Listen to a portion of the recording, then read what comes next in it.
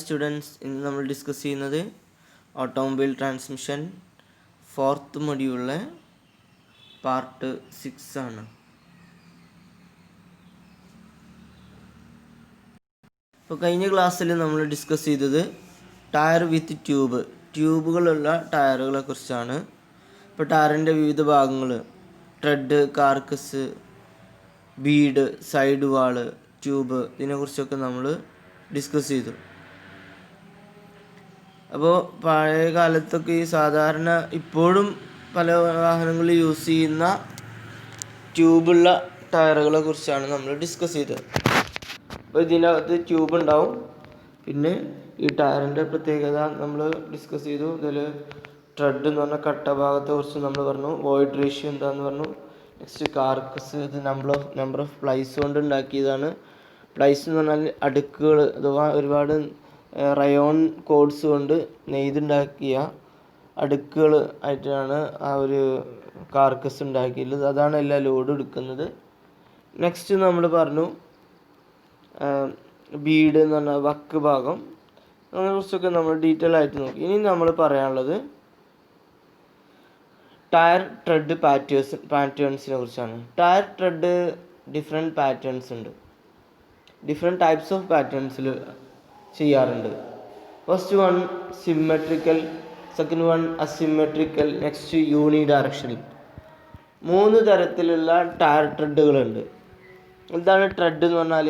ടയറിൻ്റെ റോഡിൽ കോണ്ടാക്റ്റ് ചെയ്യുന്ന സർഫേസ് അഥവാ കട്ടയുള്ള ഭാഗം, അതാണ് കട്ട ഭാഗം, അതിനാണ് ട്രെഡ് എന്ന് പറയുക. അപ്പോൾ അത് തന്നെ 3 തരത്തിലുണ്ട്. ഏതൊക്കെയാണ്? Symmetrical, asymmetrical and uni directional. എന്നാൽ ഫസ്റ്റ് ടൈപ്പ് സിമെട്രിക്കൽ, ഒരു ഫിഗറിൽ നോക്കിയാൽ അതാണ് നമ്മൾ സിമെട്രിക്കൽ ടൈപ്പ് എന്ന് പറയുന്നത്. സിമെട്രിക്കൽ ടൈപ്പ് എന്ന് പറഞ്ഞാൽ അതിൻ്റെ ട്രെഡ് പാറ്റേൺ, സിമെട്രിക്കൽ ടയർ ട്രെഡിൻ്റെ പാറ്റേൺ എന്ന് പറയുന്നത് യൂണിഫോം ആയിട്ട് എല്ലായിടത്തും ഒരേപോലെ 2 ഹാഫിലും. ഈ ചിത്രത്തിൽ നമുക്ക് നോക്കി കഴിഞ്ഞാൽ അറിയാം. ഇതാണ് നമ്മുടെ സിമെട്രിക്കൽ ടയർ ട്രെഡ് പാറ്റേൺ. ഇതിൽ നമ്മൾ ട്രെഡ് എന്ന് പറഞ്ഞാൽ ഇതാണ് നമ്മുടെ ടയറിൻ്റെ കട്ട ഭാഗം അല്ലേ. ഇതെല്ലായിടത്തും ഒരുപോലെ, ഇതിൻ്റെ പകുതി നിന്നും കെട്ടും പകുതി കൊണ്ടും ഒക്കെ ഒരുപോലെയാണ്. സെയിം ഡിസൈനാണ് വരുന്നത്, സെയിം രീതിയിലാണ് വരുന്നത്. അതാണ് സിമെട്രിക്കൽ ട്രെഡ് എന്ന് പറയുന്നത്. രണ്ടാമത്തേന്ന് പറയുന്നത് അസിമെട്രിക്കൽ. ഇത് ഒരേപോലെ അല്ല, പകുതി ചിലപ്പോൾ വേറെ മോഡൽ, പകുതി വേറെ മോഡൽ. നോക്കി ഇവിടുന്ന് ഇങ്ങോട്ട് ഈ ഒരു ഭാഗം വേറെ രീതിയിലും ഈ ഒരു ഭാഗം വേറെ രീതിയിലുമാണ് ഡിസൈൻ ഉള്ളത്. ഇങ്ങനെ നിങ്ങൾ ചില ടയറിൽ കണ്ടിട്ടുണ്ടാവാം. ഈ 2 ടൈപ്പ് സിമെട്രിക്കൽ ആണെങ്കിലും അസിമെട്രിക്കൽ ആണെങ്കിലും നമുക്ക് 2 തരത്തിലും കൊടുക്കാൻ പറ്റും. അപ്പം നമുക്ക് നമുക്ക് ഈ ടയർ ഒരു ഇന്നൊരു ഡയറക്ഷനിൽ ഒന്നുമില്ല, മറിച്ചും തിരിച്ചൊക്കെ കൊടുക്കാം. എന്നാൽ നെക്സ്റ്റ് ടൈപ്പ് എന്ന് പറഞ്ഞാൽ അത് മാത്രമല്ല, ആ ടയർ ഇട്ടിട്ടുള്ള വീല്, ഇപ്പോൾ ഈ സിമെട്രിക്കൽ അസിമെട്രിക്കൽ ആ ടയർ ഇട്ടിട്ടുള്ള വീല് നമുക്ക് ഏത് പൊസിഷനിലും നമുക്ക് കൊടുക്കിയിട്ട് ഫിറ്റ് ചെയ്യാൻ പറ്റും. എന്നാൽ മൂന്നാമത്തെ ടൈപ്പ് എന്ന് പറഞ്ഞാൽ യൂണി ഡയറക്ഷണലാണ്. യൂണി ഡയറക്ഷണൽ, ഇവിടെ ടയർ ട്രെഡിൻ്റെ പാറ്റേൺ ഒരു ഡയറക്ഷനിലേക്ക് മാത്രം ചെയ്യുന്ന രീതിയിലാണ്. ഇത് സിമെട്രിക്കൽ പോലെ തന്നെ, പക്ഷെ ഒരു ഡയറക്ഷനിലേക്ക് മാത്രം പാറ്റേൺ വരുന്ന രീതിയിൽ. ഇത് യൂണി ഡയറക്ഷണൽ ട്രെഡ് പാറ്റേൺ എന്ന് പറയും. ഇതിൻ്റെ പ്രത്യേകത വെച്ചാൽ ഇത് നമുക്ക് ഇപ്പോൾ ഈ ഒരു ഡയറക്ഷനിലാണ് ഇതിൻ്റെ പാറ്റേൺ ഉണ്ടെങ്കിൽ ഈ ഭാഗത്തേക്ക് മാത്രമേ തിരിച്ചിട്ട് നമ്മൾ ഫ്രണ്ടിലേക്കോ അല്ലെങ്കിൽ ഫ്രണ്ടിലേക്ക് ഈ ഒരു ഭാഗം, വണ്ടിൻ്റെ ഫ്രണ്ടിലേക്ക് ഈ ഒരു ഭാഗം വരുന്ന രീതിയിലാണ് നമ്മൾ ഈ ടയർ കൊടുക്കേണ്ടത്. അതിൽ ആരോ മാർക്ക് കൊടുത്തിട്ടുണ്ടാവും ആ ടയറിൻ്റെ സൈഡിൽ. അത് ഒരു ഡയറക്ഷനിൽ മാത്രമേ ഫിറ്റ് ചെയ്യാൻ പറ്റുള്ളൂ. അപ്പോൾ ആ ഒരു രീതിയിലാണ് അതിലിപ്പോൾ ഈ വോയിഡുകൾ, ഇതിൻ്റെ ഗ്യാപ്പുകളും ഗ്രൂസും റിബ്സും കൊടുത്തിട്ടുള്ളത്. അപ്പോൾ വെള്ളം അല്ലെങ്കിൽ ഫോറിൻ പാർട്ടിക്കിൾസിനെ അത് റിമൂവ് ചെയ്യുന്നത് ആ ഒരു ഡയറക്ഷനിൽ മാത്രമേ ചെയ്യാൻ കഴിയുള്ളൂ. അങ്ങനെ യൂണി ഡയറക്ഷണൽ ട്രെഡ് പാറ്റേൺസും ഉണ്ട്. സിമെട്രിക്കൽ ട്രെഡ് പാറ്റേൺ എന്ന് പറഞ്ഞാൽ അത് അതിൻ്റെ 2 പകുതിയും ഒരേപോലെ, 2 സൈഡും ഒരുപോലെ, ഫുൾ ഒരുപോലെ ആയിട്ടുള്ളത് അത് ഏത് ഡയറക്ഷനിൽ കൊടുക്കാനും പറ്റും. അസിമെട്രിക്കൽ എന്ന് പറഞ്ഞാൽ അതിന് 2 ഹാഫ്സും വ്യത്യസ്തമായ രീതിയിലുള്ള ഡിസൈൻ ആയിരിക്കും. യൂണി ഡയറക്ഷനിൽ എന്ന് പറഞ്ഞാൽ ഒരു ഡയറക്ഷനിൽ മാത്രം ഒരു ഡയറക്ഷനിൽ മാത്രമേ നമുക്ക് എന്ത് ചെയ്യാൻ പറ്റുള്ളൂ, ഫിറ്റ് ചെയ്യാൻ പറ്റുള്ളൂ. അതിൻ്റെ പാറ്റേൺ ഒരു ഡയറക്ഷനിലേക്ക് മാത്രം ഡിസൈൻ വരുന്ന രീതിയിലായിരിക്കും. ഇനി നമ്മൾ പറയുന്നത് വെച്ചാൽ ഈ ഡയറക്ഷണൽ ത്രെഡ് പാറ്റേൺ അതുപോലെ സിമ്മെട്രിക്കൽ അതുപോലെ അസിമെട്രിക്കൽ ത്രെഡ് പാറ്റേണിൻ്റെ പ്രത്യേകതകൾ, അത് എന്തിനാണ് അങ്ങനെ കൊടുക്കുന്നത്, ഇനി അങ്ങനെ കൊടുത്താൽ എന്താണ് ഉള്ള മെച്ചം, അതിൻ്റെ ഈ 3 ത്രെഡ് പാറ്റേൺസിൻ്റെയും ഡിഫറൻസ്, അതിൻ്റെ അഡ്വാൻറ്റേജും ഡിസഡ്വാൻറ്റേജസുമാണ്. അപ്പോൾ ജസ്റ്റ് കൂടുതലൊന്നും പറയുന്നില്ല, സിമ്പിളായിട്ട് പറയാം. ഈ യൂണി ഡയറക്ഷണൽ, നമ്മൾ ലാസ്റ്റ് പറഞ്ഞ യൂണി ഡയറക്ഷണൽ ടൈപ്പ് ത്രെഡ് പാറ്റേൺ, ഈ ഒരു ടൈപ്പ് യൂണി ഡയറക്ഷണൽ ത്രെഡ് പാറ്റേൺ ആണ് സമയത്ത് അത് കൂടുതൽ വെറ്റ് കണ്ടീഷൻസിൽ, നല്ല നനവുള്ള കണ്ടീഷൻസുള്ള റോഡുകൾ, സ്നോ ഉള്ള റോഡുകൾ, മഡുള്ള റോഡുകൾ, ഇതൊക്കെ വേണ്ടിയിട്ട് പ്രത്യേകം യൂസ് ചെയ്യുന്ന ടയറുകളാണ് യൂണി ഡയറക്ഷണൽ ത്രെഡ് പാറ്റേൺ. പക്ഷേ ഇതിന് ഫ്യൂൽ കൺസംഷൻ കൂടുതലായിരിക്കും, റോളിംഗ് റെസിസ്റ്റൻസ് കൂടുതലായിരിക്കും. പക്ഷെ വളരെ ഹൈ സ്പീഡിൽ സ്റ്റെബിലിറ്റിയൊക്കെ അത്യാവശ്യം ഉണ്ടാവും. മാത്രമല്ല അക്വാ പ്ലാനിങ് നല്ല ഉണ്ടാവും. അതാണ് യൂണി ഡയറക്ഷണൽ. അക്വാ പ്ലാനിങ് നല്ല ഉണ്ടാവണമെന്നല്ല, അക്വാ പ്ലാനിങ് തീരെ ഉണ്ടാവില്ല. അക്വാ പ്ലാനിങ് പരമാവധി ഒഴിവാക്കും. എന്താണ് അക്വാ പ്ലാനിങ് എന്ന് പറഞ്ഞാൽ? നിങ്ങൾക്കറിയാം, നിങ്ങളിപ്പോൾ ഈ ഒരു അടുത്ത് കരിപ്പൂർ വിമാനാപകടം നടന്ന സമയത്ത് കേട്ടിട്ടുണ്ടാവും, അക്വാ പ്ലാനിങ് കൊണ്ടാണോ ആ വിമാനം തെന്നിപ്പോയത് എന്നൊക്കെ. അങ്ങനെ പലപ്പോഴും ഡിസ്കഷൻ വന്നിരുന്നു. അക്വാ പ്ലാനിങ് എന്ന് പറഞ്ഞാൽ നമ്മൾ വളരെ ഹൈ സ്പീഡിലൊക്കെ നനവുള്ള റോഡുകളൊക്കെ പാസ് ചെയ്യുന്ന സമയത്ത് ഈ ടയറിൻ്റെയും ടയർ പറ്റി തേയ്മാനമൊക്കെ സംഭവിച്ചിട്ടുണ്ടെങ്കിലൊക്കെ എന്ത് ചെയ്യും, ടയറിൻ്റെയും റോഡിൻ്റെ ഇടയിൽ വെള്ളത്തിൻ്റെ പാളി രൂപപ്പെട്ടിട്ട് ആ വാഹനം ഒരു പാളി ടയറിൻ്റെയും റോഡിൻ്റെ ഇടയിൽ രൂപപ്പെട്ടിട്ട് വാഹനം എന്ത് ചെയ്യുക, പൊങ്ങുക. ഈ ഒരു പാളി അതിൻ്റെ ഇടയിൽ മൈന്യൂട്ടായിട്ടുള്ള പാളി രൂപപ്പെട്ട്, അപ്പോൾ വണ്ടിൻ്റെ സ്റ്റെബിലിറ്റി നഷ്ടപ്പെടും, ബ്രേക്കിംഗ് ഒന്നും കിട്ടില്ല. അത് ഈ ടയർ ത്രെഡ് പാറ്റേണും കൂടിയും ബന്ധപ്പെട്ട് കിടക്കുന്നുണ്ട്. യൂണി ഡയറക്ഷണൽ ത്രെഡ് പാറ്റേൺ ആണെങ്കിൽ ഡയറക്ഷണൽ ത്രെഡ് പാറ്റേൺ എന്ന് പറഞ്ഞതും യൂണി ഡയറക്ഷണൽ ത്രെഡ് പാറ്റേൺ എന്ന് പറഞ്ഞത് രണ്ടും സെയിം ആണ്. ഇതിൽ ഹൈ അക്വാ പ്ലാനിങ് പ്രൊട്ടക്ഷൻ ഉണ്ടാവും, നമ്മൾ ആ സിംഗിൾ ഡയറക്ഷനിൽ മാത്രം കൊടുക്കുന്നു. പക്ഷേ നമുക്ക് അതിൻ്റെ ഒരു ഡിസഡ്വാൻറ്റേജ് എന്ന് പറഞ്ഞാൽ നമുക്കത് ഏത് സൈഡിലും തോന്നിയ പോലെ കൊടുക്കാൻ കഴിയില്ല. പക്ഷെ അത് മാത്രമല്ല, അത് കൂടുതൽ കോസ്റ്റ്ലിയാണ് അങ്ങനെ ഉണ്ടാക്കുന്നത്. പക്ഷെ അതിന് ഗ്രിപ്പ് റോഡിൽ റോളിംഗ് റെസിസ്റ്റൻസ് കൂടുതലായിരിക്കും. പക്ഷേ സ്നോയിലും അതുപോലെ മഡി സർഫേസിലൊക്കെ എക്സലൻ്റ് ഹാൻഡ്ലിങ് കിട്ടും. അപ്പം അങ്ങനെയുള്ള ഒരു സ്ഥലത്താണത് കൂടുതൽ യൂസ് ചെയ്യാൻ നല്ലത്. അതുമാത്രമല്ല കൂടുതൽ റോഡ് ഹോൾഡിങ്, അഥവാ റോഡിൽ വാഹനത്തെ തെന്നിപ്പോവാതെ സൂക്ഷിക്കാൻ കഴിയും മറ്റ് ഹൈ സ്പീഡുകളിലൊക്കെ. അതാണ് നമ്മൾ ഡയറക്ഷണൽ ത്രെഡ് പാറ്റേൺ കൊണ്ടുള്ള മെച്ചം എന്ന് പറയുന്നത്. പക്ഷേ അതിൻ്റെ ഡിസഡ്വാൻറ്റേജ് എന്ന് പറയുകയാണെങ്കിൽ അത് കോസ്റ്റ്ലി ആണ്. അത് മാത്രമല്ല അതിന് സൗണ്ട്, സ്മൂത്തായിട്ടുള്ള റണ്ണിങ്ങിൽ കുറച്ച് സൗണ്ട് കാര്യങ്ങൾ കൂടുതലായിരിക്കും, സ്മൂത്ത് റണ്ണിങ് ഉണ്ടാവില്ല, അങ്ങനെയൊക്കെ പ്രശ്നങ്ങളുണ്ട്. ഇനി next symmetrical thread pattern. Symmetrical thread pattern പ്രത്യേകം വെച്ചാൽ ഇതിന് പ്ലസൻറ്റ് ഡ്രൈവിങ് സ്മൂത്ത്നെസ്, നല്ല സ്മൂത്തായിട്ടുള്ള ഡ്രൈവ് കിട്ടും. തീരെ സൗണ്ട് കുറവായിട്ടുള്ള ഡ്രൈവ് നമുക്ക് ഈ ടയർ യൂസ് ചെയ്താൽ കിട്ടും.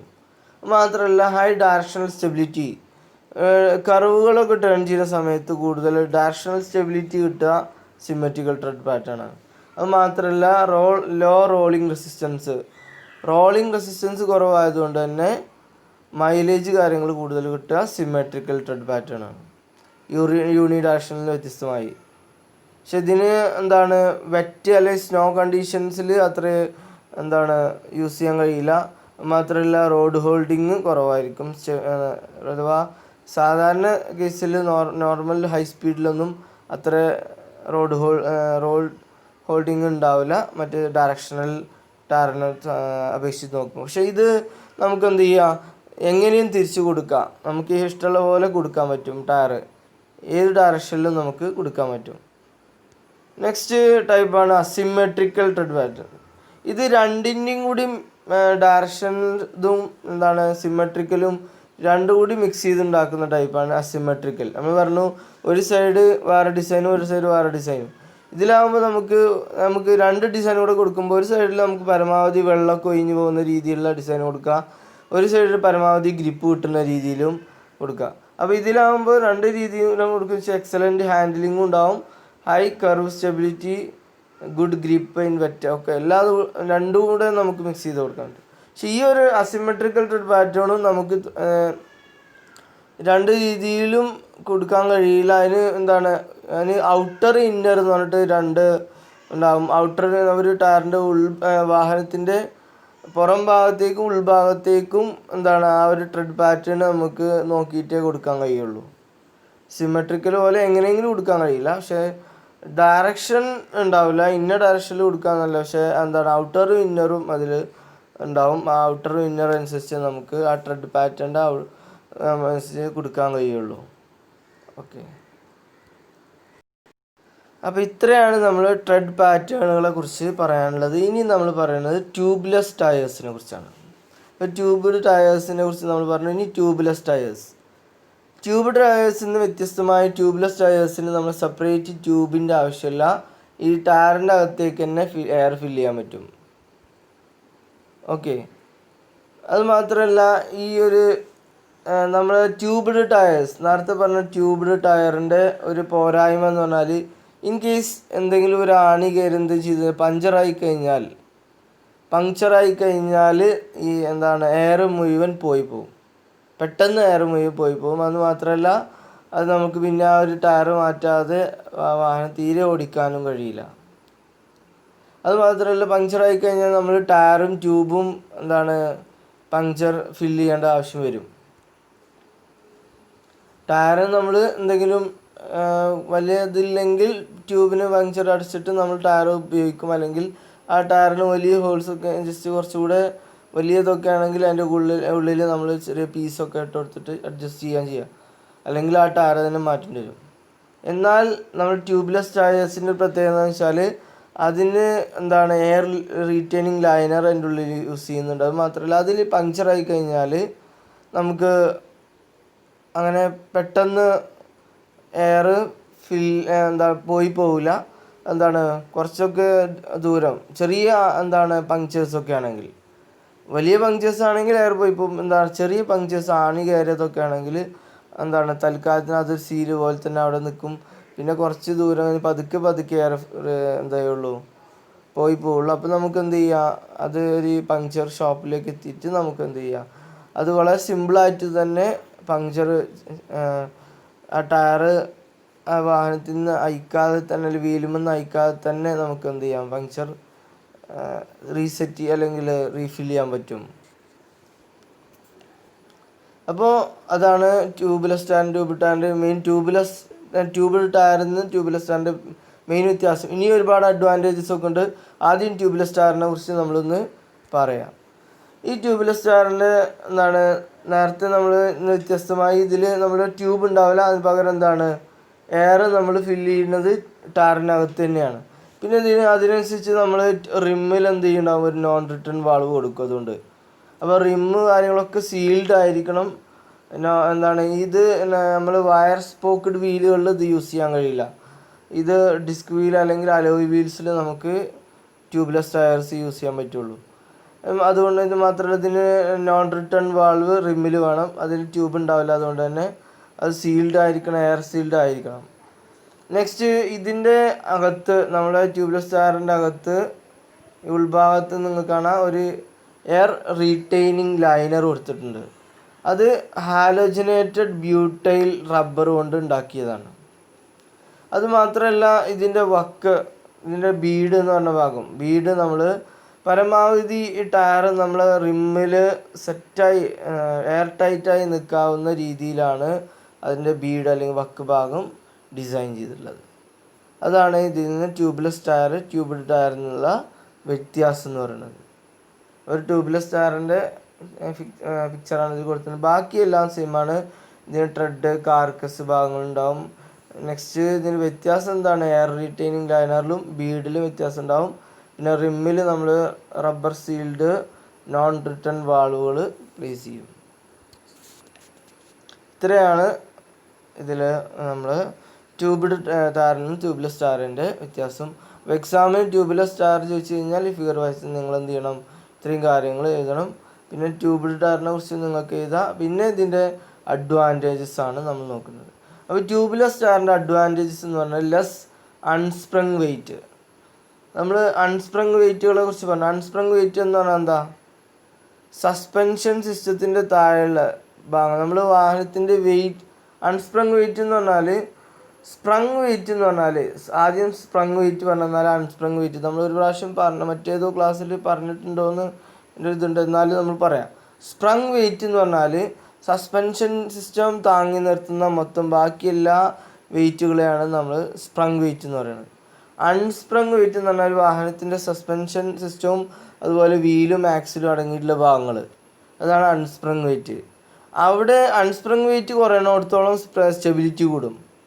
എന്നാൽ സ്പ്രങ് വെയിറ്റ് കൂടുക വേണ്ടത്, അൺസ്പ്രങ് വെയിറ്റ് കുറയുക വേണ്ടത്. അപ്പോൾ അൺസ്പ്രങ് വെയിറ്റ് എന്ന് പറഞ്ഞാൽ നമ്മൾ ആക്സിൽ, വീല്, ടയർ, അതുപോലെ സസ്പെൻഷൻ സിസ്റ്റം, ഇത്രയും ഭാഗങ്ങളുടെ വെയിറ്റാണ്. അതാണ് ബാക്കിയുള്ളതിനൊക്കെ താങ്ങിയിരുന്നത്. അതിനെയാണ് സ്പ്രങ് വെയിറ്റ് എന്ന് പറയുക. അൺസ്പ്രങ് വെയിറ്റ് എന്നാൽ ഈ ഒരു ഭാഗങ്ങളുടെയൊക്കെ വെയിറ്റ്.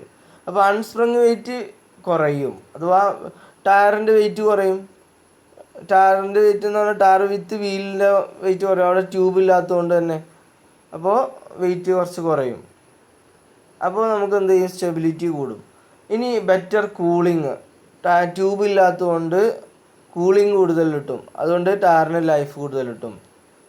ലെസ്സർ റോളിംഗ് റെസിസ്റ്റൻസ് കുറയും, അതുകൊണ്ട് മൈലേജ് കൂടും.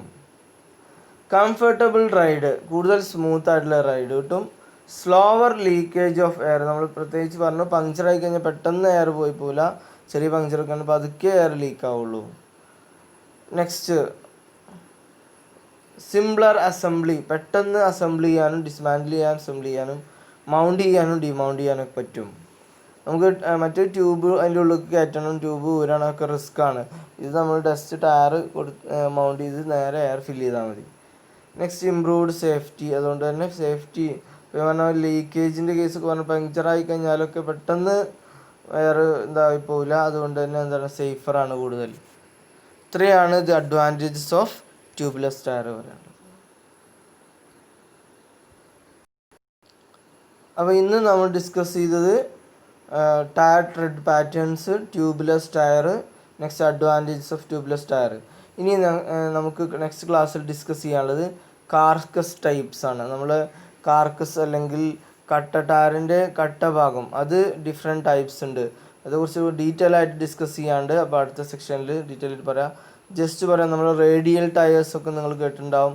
Radial tyres, cross ply tyres, belted bias tyres, different types of carcass ഉള്ള ടയറുകൾ യൂസ് ചെയ്യുന്നുണ്ട്.